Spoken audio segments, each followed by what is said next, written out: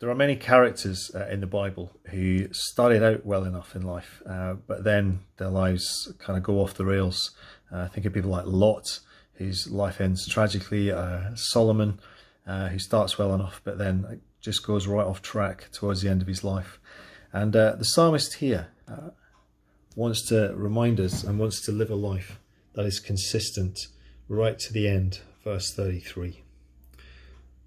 So what are the essentials for this consistency to the end? Well, firstly, it tells us, teach me, O Lord, the way of your decrees. Okay, this is about learning the ways of God. We need to come to an understanding of God's character.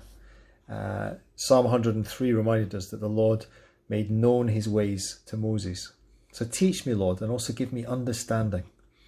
The second essential is obedience. Obey it with all my heart. Verse 34, direct me in the path of your commands. And we learn to obey out of a heart of God. Ephesians 6 reminds us it's not just when people are watching us, but all of the time.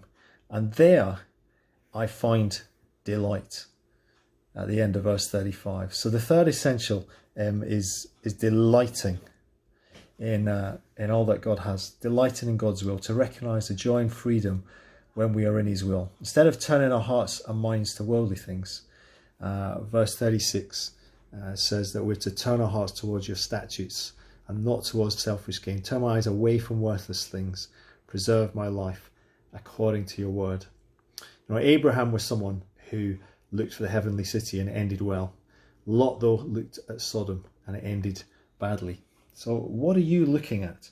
And are you delighting to do God's will? The fourth essential is to fear God as opposed to man. Fulfill your promise to your servants so that you may be feared. And the fear of man has an unhealthy hold on us. It can paralyze us in life. And yet the fear of the Lord sets us free and conquers every fear. The psalmist was not afraid of his enemies. He didn't want to disgrace his God. He rightly feared God and he lived on God's promises, not always understanding the explanations. And then the fifth essential for a consistent life is longing for God's truth. How I long, verse 40, for your precepts.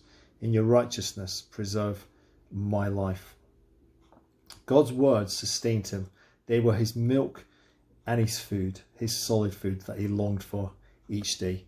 So, teach me, and I will obey with all my heart. I will delight to do your will, not fearing man, but God, and longing to be fed with his word.